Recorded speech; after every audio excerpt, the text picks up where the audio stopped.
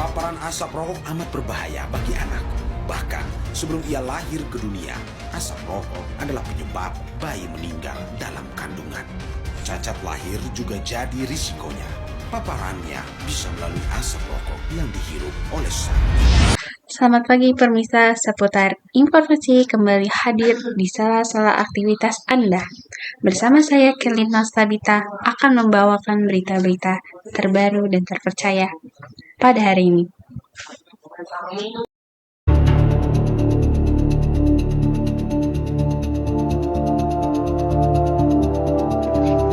Saat ini saya sudah terhubung melalui media Google Meet dengan narasumber kita yang akan berbagi pengalaman berharganya. Banyak banget orang yang merokok yang disebabkan karena lingkungan sekitarnya. Kalau boleh tahu, bagaimana awal mula Bapak mengenal rokok dan apa yang membuat Bapak akhirnya memutuskan untuk berhenti total setelah sekian lama? Jadi awal mula merokok itu saya ini karena memang kebiasaannya itu kan kerja sampingan malam gitu ya. Jadi kerja sampingan malam itu kebanyakan tuh waktu di kampung itu biasanya kalau di zaman dulu dekor itu masih manual gitu ya. Sekarang dekor hanya melek malam begitu. Jadi teman-teman tuh banyak ngerokok itu akhirnya ngikut. Walaupun saya waktu itu masih SMA ya. Tapi masih nyoba-nyoba aja waktu malam doang setiap hari gitu.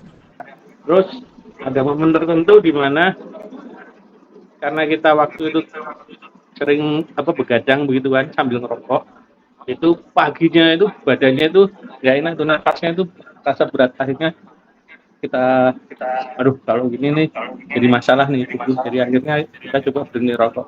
Perubahan signifikan apa yang paling Bapak rasakan, baik dari sisi kesehatan maupun energi sehari-hari Bapak sejak Bapak meninggalkan rokok? Jelas pasti kalau kita bangun tidur ya seger lah, kalau tidurnya asal cukup ya seperti biasa. Misalnya kalau kita malamnya ngerokok sama yang nggak ngerokok jauh beda.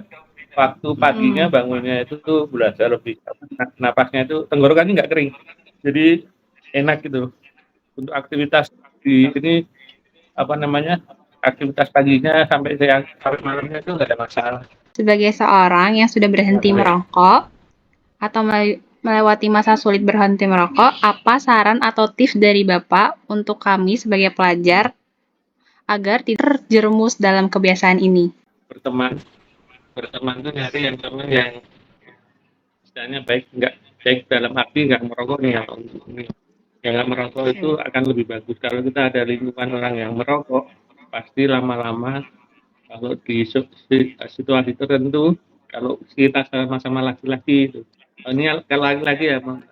Jadi kalau kadang-kadang dibilangin gua nggak ngerokok banji gitu, waktu masih SMP SMA gitu. Nah itu jadi malu kan, akhirnya ngerokok. Itu jauh, nggak usah malu-malu. Pokoknya nggak ngerokok itu sebetulnya lebih bagus. Jadi udah, kalau memang kita nggak bisa nggak bisa menghindar dari ini, ya paksain aja nggak usah ngerokok. Pertanyaan yang terakhir, Bapak, pesan apa yang ingin paling Bapak sampaikan kepada siswa atau siswi agar dapat menghindari atau bahkan berhenti merokok, terutama untuk mewujudkan generasi tanpa asap? Oke, jadi pesan saya atau harapan saya untuk siswa-siswa, harapannya punya aktivitas yang sifatnya rutin. Pokoknya yang suka olahragalah, karena dengan olahraga itu waktu yang terbuang untuk ngobrol, ngumpul sama teman itu agak sedikit berkurang. Jadi aktivitas olahraga, mau lari, mau apapun olahraga itu akan lebih